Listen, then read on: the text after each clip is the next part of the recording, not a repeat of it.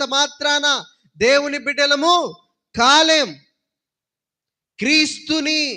క్రీస్తు యొక్క ఆజ్ఞలని, క్రీస్తు యొక్క వాక్యానుసారమైన ప్రవర్తనని అంగీకరించడం ద్వారానే ఆ అధికారము లభిస్తుంది.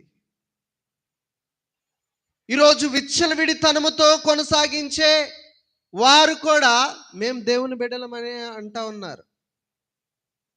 లోకానుసారమైన క్రియలు చేస్తా, దేవుణ్ణి సంఘములో వస్తా రక్షణ పొందిన వారు కూడా విచ్చలవిడితనం చేస్తా దేవుని బిడ్డలమనేసే అంటా ఉన్నారండి. దేవుని ఆత్మ ఉంటేనే దేవుని బిడ్డలం. ఇప్పుడు ఒక తండ్రి ఆస్తి బిడ్డలకి ఎప్పుడు చెందుతుంది? చక్కగా ఆయన చెప్పిన మాటలన్నీ వినడం ద్వారా, ఆయనని చక్కగా ఆయన చెప్పిన మాటలు అనుసరించడం ద్వారా. ఏమంటారు తండ్రులు? నీవు నన్ను అనుసరిస్తేనే, నీవు నన్ను చక్కగా చూస్తేనే ఈ యొక్క ఆస్తి నీకు చెందుద్ది అనేసి ఈ లోకానుసారమైన తండ్రులు అంటారా? మరి పరలోకములో ఉన్న మన పరమ తండ్రి, మరి ఇన్ని ఈవులని ఇస్తున్న మన పరమ తండ్రి, మనకి ఆయుష్ని పొడిగిస్తున్న మన పరమ తండ్రి, ఆయన బిడ్డలుగా ఉంటున్న మనము విచ్చలవిడితనంగా ఉంటే ఒప్పుకుంటాడండి? ఆయన యొక్క ఆత్మ ఉంటేనే మనము ఆయన బిడ్డలము, ఆయన యొక్క ఆశీర్వాదం మనకి లభిస్తుంది. దైవ జనాంగమా, ఈ వాక్యం వింటున్న మనము క్రీస్తుని నిజముగా అంగీకరిస్తున్నామా అనేది మనల్ని మనం పరిశీలన చేసుకోవాలి. ప్రభువుని అంగీకరిస్తే దేవుని బిడ్డలం అనే అధికారం మనకు లభిస్తుంది. దేవుని బిడ్డలం అనే అధికారము మనకి లభిస్తుంది. చూడండి, యోహాను 1:12 చదువుకుందాం. యోహాను సువార్త 1:12 మనం చదువుకుందాం.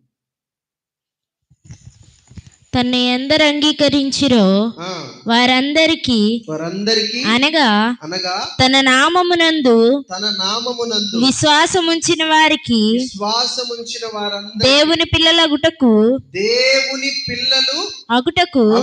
ఆయన అధికారం అనుగ్రహించెను. దేవునికి స్తోత్రం, హల్లెలూయా.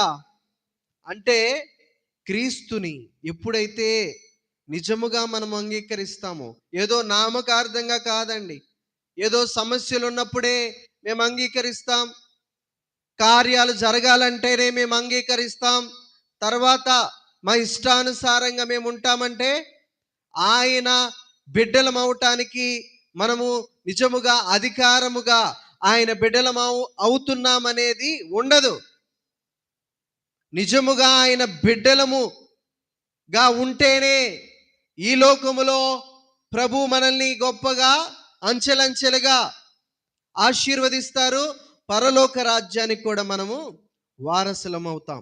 దైవ జనాంగమా, ఇంకా దేవుని బిడ్డగా పిలువబడటం అంటే మొదటిది ఏంటి? క్రీస్తుని మనము అంగీకరించాలి. ఆయనను అంగీకరించడం అంటే ఏంటి? ఆయన ఆజ్ఞలని తూచా తప్పకుండా పాటించాలి. రెండోది ఏంటంటే ఆత్మ సాక్ష్యము ఉండాలి. మనము దేవుని వారసులమని పరిశుద్ధాత్మ మన ఆత్మతో కలిసి సాక్ష్యం ఇవ్వాలి. ఈరోజు కొన్ని సాక్ష్యాలు ఉన్నాయి. ఎలా ఉంటున్నాయో తెలుసా సాక్ష్యాలు? దైవ జనాంగం మనం చూస్తున్నాం సోషల్ మీడియాలో, చెప్పుకోనక్కర్లేదు, అనేక మంది నవ్వునట్లుగా సాక్ష్యాలు చెప్తా ఉన్నారు.